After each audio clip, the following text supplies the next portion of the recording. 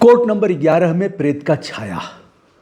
प्रेत की छाया ऐसी कि उसके पाँव में पायल है, छम छम की आवाज़ आती है, पूरा शरीर दिखेगा, चूड़ियाँ भी हैं, किंतु यहाँ से गायब है, यानी धड़ है, सिर नहीं है।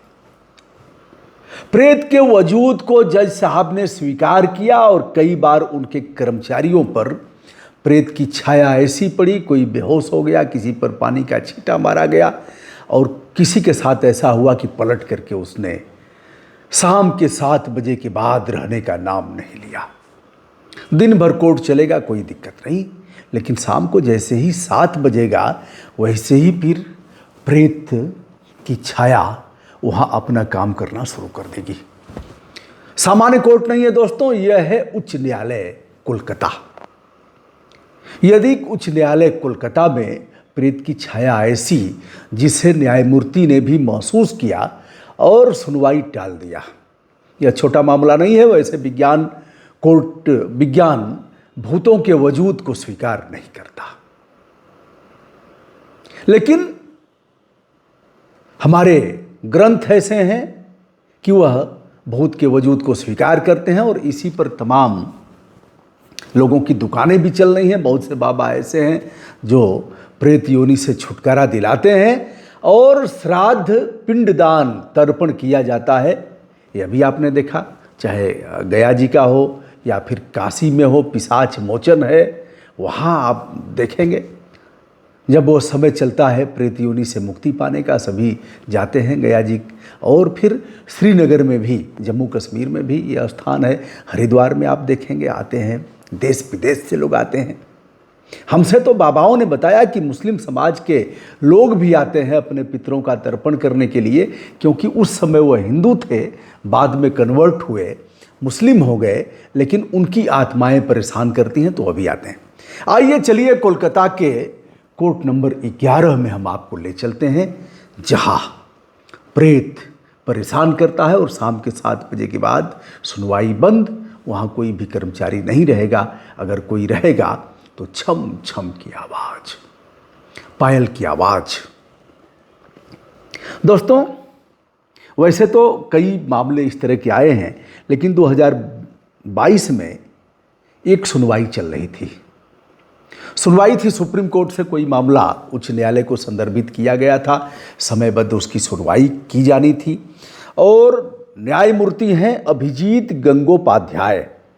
देखा जाए तो यह बंगाल सिविल सेवा से इनकी शुरुआत होती है, ये अधिवक्ता थे, फिर यह राज्य के अधिवक्ता रहे हैं कोलकाता में, पश्चिम बंगाल में, फिर यह अतिरिक्त न्यायमूर्ति के रूप में इनका चयन होता, फिर अस्थाई न्यायमूर्ति हो जाते हैं, जज हो जाते हैं, और यह 2022 में उस याचिका की सुनवाई कर रहे थे। याचिका का समयबद्ध निस्तारण था, इसलिए जज साहब ने कहा कि दिन भर तो सुनवाई हो ही रही है, इसको शाम को लगाते हैं और शाम को सुना जाएगा। फिर कर्मचारियों ने कहा कि हुजूर यहाँ के बारे में जानते हैं ना? हुजूर का क्या जानते हैं? कहा हुजूर यहाँ 7 बजे के बाद कोई नहीं रहता है और सुनवाई होगी तो हो सकता है 8-9 बज जाए, फिर दिक्कत, किसी के साथ दिक्कत हो सकती है हुजूर। हुजूर ने कहा हाँ, यह बात तो हमने सुना है यार, दिक्कत है, क्या करें। फिर उन्होंने उसको स्थगित कर दिया, यानी जज साहब ने प्रेत के वजूद को माना और सुनवाई रात को जो होनी थी उसे टाल दिया गया। आपने देखा होगा विभिन्न उच्च न्यायालयों में और माननीय सर्वोच्च न्यायालय में रात को भी सुनवाई होती है, कोर्ट खुलता है। विधानसभा भी हमारा रात भर चला है, अभी पूर्ववर्ती दिनों में कोर्ट भी चलता है और फिर सदन भी चलता है। तो जज साहब ने, अभिजीत गंगोपाध्याय ने इसे टाल दिया। और फिर हुआ क्या, एक दिन उनका ही अंगरक्षक सिपाही जाता है, घुमावदार सीढ़ियाँ बताई जाती हैं और उन सीढ़ियों के पास ही छम छम की आवाज़ आती है। सिपाही गया पानी पीने के लिए, या फिर वहाँ सुराही रखी गई है, वहाँ पानी पीने का जो भी हो, वर्तमान में आरओ वगैरह होगा या फिर उस तरह का उस डब्बे में पानी रख करके फिर निकालते होंगे लोग शुद्ध पानी। गया और फिर वहीं वह उलट गया। कुछ देर बाद कोई गया तो देखा वह मूर्छित पड़ा हुआ है। किसी तरह से पानी का छींटा उठा मार करके होश में आया तो बताया उसने कहानी। जज साहब ने पूछा हुआ क्या, तो अंगरक्षक ने कहा हुजूर हम पानी पीने गए थे, तब तक पीछे से कोई छाया आई और उसने हमें धक्का दिया। जो हमने देखा नीचे घुंघरू बंधे हुए थे, पूरा शरीर था लेकिन इसके ऊपर का हिस्सा दिखाई नहीं दे रहा था। यह चौंकाने वाली बात थी, हिला देने वाली बात थी, भीतर तक सबको झकझोर दिया। और फिर यह हुआ कि ठीक है समयबद्ध और अकेले कोई नहीं जाएगा। फिर क्या किया, जज साहब ने वहाँ सीढ़ियों पर ड्यूटी लगा दिया अतिरिक्त पुलिस वालों की। हाई कोर्ट के जज हैं, जो चाहेंगे हो ही जाएगा। पुलिस की ड्यूटी लगती थी और वैसे चलता रहा। आगे एक मामला आता है, सुनवाई होनी थी, कोई जरूरी मामला था। उस मामले में इनके दो कर्मचारियों ने सोचा कि अब थोड़ा देर तक काम निपटा लेते हैं क्योंकि कल सुनवाई होनी है, काम पूरा हो जाए। उसी बीच एक कर्मचारी को प्यास लगती है, वॉशरूम जाना होता है। तो एक वॉशरूम सीढ़ियों के नीचे था बगल में और एक वॉशरूम जज साहब का था। जज साहब के वॉशरूम में उनको छोड़कर कोई जाएगा नहीं और नीचे वाले में सभी जाते थे, सभी जा चुके थे। कोर्ट एक तरफ से कोर्ट का अवसान हो चुका था। तो एक कर्मचारी ने कहा कि चले जाओ इसी में, जज साहब तो है नहीं, क्या दिक्कत है। तो उसने कहा नहीं यार ठीक नहीं है। नीचे जाता है और फिर काफ़ी देर हो जाती है। ठीक है, पेशाब करेगा, शौच करने की बात आ सकती है तो 5 मिनट लगेगा, 10 मिनट लगेगा, लेकिन ज़्यादा समय हुआ तो उसका मित्र घबराया और जा कर के देख रहा है कि वह गिरा हुआ है हमारा दोस्त सीढ़ियों पर। वहाँ कोई ब्रेंच वगैरह था, एक महिला बैठ करके पानी के छींटे मार रही है। लगा होगा कि कोई महिला है, कोर्ट की ही कोई होगी, लेकिन बाद में जब देखा तो महिला गायब हो गई। और महिला को देखा तो नीचे उसके घुंघरू बंधे हुए थे और शरीर के ऊपर का हिस्सा गायब था। आइए साहब, कोर्ट आज भी 7 बजे के बाद, बताया जाता है कि कोर्ट 7 बजे के बाद नहीं खुलता है। Court number 11, room number 11। अब इसके मूल में क्या है? 2 कहानियां हैं, दोनों को हम उद्धृत करते हैं। क्या प्रेत होता है, क्या प्रेत योनि होती है और परेशान करती है लोगों को? प्रेत योनि में जाते लोग कैसे हैं? अकाल मौतें कैसे होती हैं? जब प्रसाद देते हैं तो कहते हैं, एक मंत्र बोलते हैं पंडित जी लोग, अकाल मौत हरणम सकल व्याध नाशनम, ऐसे करके। विष्णु प्रसाद शीश धारणम, कुछ ऐसे ही है, लपेट लपेट के कह रहा हूँ, और जो सही होगा उसको बता दीजिएगा। अब जो मामला आता है सुनने में, सबसे पहला एक मामला है, देखा जाए तो एक कवि थे और कवि जी का नाम था तपीस। भारत गुलाम था उन दिनों। कवि जी कविता कहते थे और उन्हें उनके ऊपर अपराध दर्ज किया गया था, जेल भेजा गया, बड़ा प्रताड़ित किया गया, पानी वानी भी नहीं मिला, भोजन नहीं मिला, अंत में उन्हें फांसी दे दी गई, ऐसी कहावत है।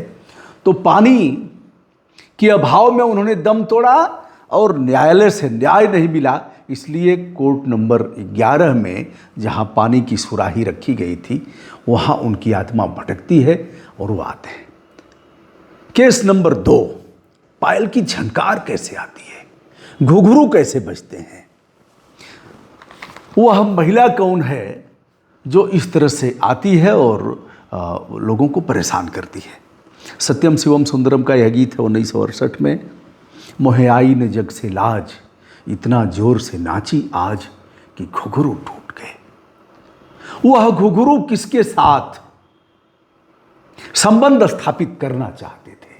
उन घुंघरुओं की झनकार को देख करके कौन मोह गया था और कहा था हम शादी करेंगे। दोस्तों, आप सभी इस बात से भिज्ञ हैं कि बंगाल में सोनागाछी जो वेश्याओं का गढ़ है और यह कई सौ साल पहले से है। ईस्ट इंडिया कंपनी का जब आना हुआ तो उस समय नाविक, श्रमिक और अन्य लोगों के फिजिकल रिलेशन की जो नीड थी उसे पूर्ति करने के लिए वहाँ यह स्थापना इसकी की गई, स्थापित हुआ होगा। और यहाँ कई देशों की वेश्याएँ आज भी रहती हैं, लगभग इनकी संख्या 12, 14, 15 हज़ार हो सकती है। तंग गलियाँ हैं, नारकीय जीवन है, लेकिन यह तब से चला आ रहा है, पीढ़ी दर पीढ़ी उसी काल कोठरी में झोंकी गई। सबसे बड़ा यदि देखा जाए तो मुंबई का है, दूसरा देखा जाए तो यह सोनागाछी का है। वहीं एक नर्तकी थी, वेश्या थी, जिसका नाम निस्तार बताया जाता है। निस्तार से प्रेम हो जाता है, एक शालिग्राम है। शालिग्राम ने कहा कि हम तुम्हें अपनी अर्धांगिनी बनाना चाहते हैं। वेश्याओं का भी मन होता है कि हमारा परिवार बसे, हम भी गरिमा के साथ हमें जीवन जीने का अधिकार प्रदान हो और हम भी सीना तान करके समाज में जा सकें डिग्निटी के साथ। शालिग्राम ने कसम खाया, हम तुम्हें ले चलेंगे और समाज के सामने कबूल करेंगे, शादी करेंगे, जबकि समाज के सामने कोई कबूल नहीं करता। बच्चे हो जाते हैं, उन बच्चों को भी कोई कबूल नहीं करता है, और बच्चे बड़े हो जाते हैं, बाप भी जानता है कि हमारा ही है, माँ तो जानती ही है। अब शालिग्राम ने कहा तो एक चीज़ तय हुआ कि वेश्या नाम हट जाए, इसलिए कोर्ट में कुछ करना चाहिए, क्योंकि कई केस वेश्याओं पर चलते ही हैं, अवैध देह व्यापार के केस चलते हैं। तो जाती है निस्तार कोर्ट में और कहती है, हुजूर वेश्या नाम हटाया जाए, हमारे सब केस खत्म किए जाएं, क्योंकि अब हम पारिवारिक जीवन जीना चाहते हैं, वो अभी तैयार है। कोर्ट में केस चलने की सुनवाई जैसे ही प्रारंभ हुई, वैसे ही पूरा सोनागाछी में हल्ला मच गया कि अगर ऐसे ही वेश्याएं कोर्ट में जाती रहीं और अपना परिवार बसाती रहीं तो धंधा चलेगा कैसे। और जो ठेकेदार हैं सोनागाछी के, उन्हें इस बात की चिंता हुई। फिर विपक्ष के वकील भी लग गए। केस चल ही रहा था, तब तक निस्तार की हत्या हो जाती है। निस्तार का पार्थिव शरीर, निस्तार गायब हो जाती है, पार्थिव शरीर कुछ दिन बाद मिलता है। पूरा शरीर तो मिल गया, लेकिन यहाँ से यह गायब हो गया। अब निस्तार, चूंकि उसी कोर्ट में निस्तार का केस चल रहा था, इसलिए निस्तार प्रेत योनि में चली गई। निस्तार वहाँ जाती थी और निस्तार जब मिला पिया का गाँव तो मेरा लचका ऐसा पाँव कि घुघरू टूट गए। लता मंगेशकर का यह गीत। जब भी कभी तनाव में आप होंगे तो कुछ गीत आपको रिचार्ज करेंगे। मोहे आई न जग से लाज, इतना जोर से नाची आज कि घुघरू टूट गए। मैं बन के गई थी चोर कि मेरी पायल थी कमज़ोर कि घुघरू टूट गए। तो दोस्तों, यह है गरुड़ पुराण कहता है कि प्रेत योनि होती है। गोस्वामी तुलसीदास जी का सहयोग प्रेत ने किया था और फिर हनुमान जी से मुलाकात हुई और भगवान के प्रति उनका इतना नेह लगा। जे हरि परि हरिहर चरण भजहि भूत घनघोर, तुलसीदास जी ने लिखा है और भरत जी ने कहा है, जे परि हरि हरिहर चरण भजहि भूत घनघोर, ताकि गति मोहि देहु विधि जो जननी मत मोर। तो दोस्तों, यह रहा, प्रेत योनि होती है, अतृप्त आत्माएं प्रेत होती हैं, और जो अंतिम समय में होता है, यानी किसी न्याय के लिए आप भटक रहे हो, कुछ चाह रहे हो करना, वह नहीं कर पाए हो, अकाल मौत हो गई हो, असमय आपकी मृत्यु हुई है, तो अतृप्त आत्मा प्रेत बनकर के भटकती रहती है। और यह रहा। अब जहाँ तक जज साहब का सवाल है, 2024 में जज साहब ने त्यागपत्र दे दिया। बड़े चर्चित जज रहे हैं और बड़ा इनके खिलाफ काफ़ी कुछ इनके खिलाफ आवाज़ भी उठाई गई। कई मामलों में इन्होंने सीबीआई जांच का आदेश भी दिया। और वर्तमान में जज साहब तामलुक लोकसभा के मेंबर हो गए हैं भारतीय जनता पार्टी से। तो दोस्तों, यह रहा मोटा मोटा। बताइएगा इस बारे में जो आपके कमेंट हैं, वह विनम्रता के साथ आमंत्रित किए जाते हैं। मैं हूं ब्रजभूषण दुबे। सभी आदरणीय दोस्तों को जो देश विदेश से जुड़े हुए हैं, हमारा प्रणाम उन तक निवेदित किया जाता है।